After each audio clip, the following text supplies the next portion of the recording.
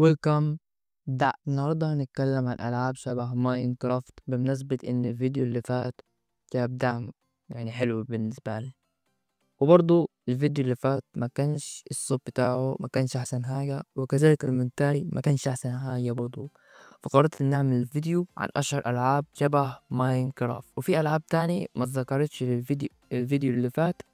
فما تنساش تعمل لايك واشتراك، ويلا بينا على فيديو من غير ما اطول عليكم. ماينكرافت تعتبر من اشهر العاب السرفايفل او البقاء على قيد الحياة، وان اللعبة بفلوس وتخلى ناس كتير تتجه نحو طريقين: الطريق الاول واللي هو الكراك، والطريق الثاني اللي هو العاب شبهها. لكن في بعض المطورين المستقلين لقوا فرصة انهم يعملوا العاب شبه ماينكرافت. فتعال نشوف بقى الالعاب اللي شبه ماينكرافت.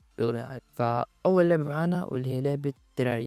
لعبة تلعب برغم انها 2D، لكن في الاول كانت شبه ماينكرافت جدا، هتاخد جزء من ماينكرافت. فلعبة تراريا ليها جمهور جامد، وده بسبب ان اللعبة مليانة اكتشافات، وبسبب كمية الاسلحة اللي فيها وكمية الدروع اللي فيها. وكان اول اصدار صدر على اللعبة كان 2011 16 مايو، وكان من استوديو اسمه اسمه الاستوديو عشان بص فاصلا.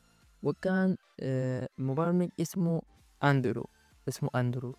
واو اسمه برضه لو انتوا عايزين تسألوا. واول منصه نزلت عليها كانت الويندوز على ستيم. واللعبه دي مرت بفترتين. الفترتين دول كان فيها عدد لاعبين مهول. فالفتره الاولى كانت من 2011 ل 2013. بعد صدورها في 2011 لعبه انفجرت في الشهر اللي نزلت فيها.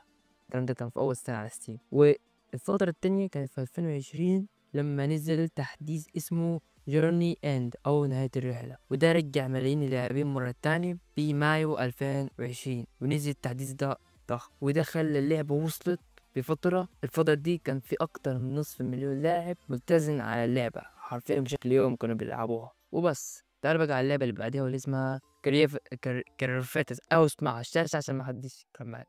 وأول إصدار تجريبي صدر على اللعبة على ستيم كان في شهر أغسطس 2014. واللعبة أخدت شكل كبير من ماينكرافت من ناحية البناء والأسلحة والإلخ يعني. واللعبة قاعدة على ستيم لو أنت عايز تنزلها برضه. يلا بينا على اللعبة اللي بعديها واللي اسمها فيليهام، واسمها برضه على الشاشة لو أنت برضه عايز تنزلها. فأول إصدار نزل عليها كان في 2 نوفمبر 2021.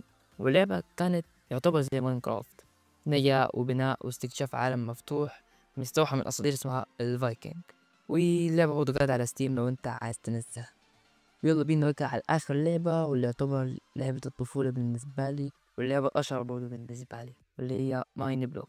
المطور كان اسمه زكري جنسن. اسمه برضه على الشاشة لأن مش عارف أقول اسمه.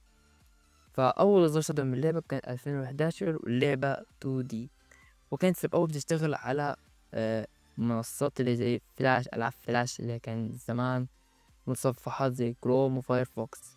بس بعد ما توقف الفلاش بقت تشتغل ال HTML اللي هو 5 زي ماينكرافت كده بس. فاللعبة كانت زي ماينكرافت بالظبط، لكن مأخوذة من منظور جانبي، وكان كوبي بيست من ماينكرافت حرفيا، من ناحية الدروع، من ناحية الأسلحة، ومن ناحية البلوكات، ومن ناحية كل حاجة حرفيا. واللعبة كمان من مميزاتها يعتبر إنها بتشتغل على جميع الأجهزة، يعني خفيفة جدا وبتشتغل على أي جهاز حرفيا حتى لو كان واحد جيجا رام. وبس كده، دي كانت ألعاب اللي كانت تشبه ماينكرافت. فلو معاك لعبة تانية تعرفها، بس أنا بتكلم عن ألعاب الكمبيوتر مش الموبايل، لأن ألعاب الموبايل في منها كتير جدا على الميت وإلغ برضه. فلو معك لعبة تعرفها اكتب لي تحت في الكومنتات برضه وأنا هرد عليك. وبس كده، فمتنساش تعمل لايك والاشتراك. وبس يلا مع السلامة.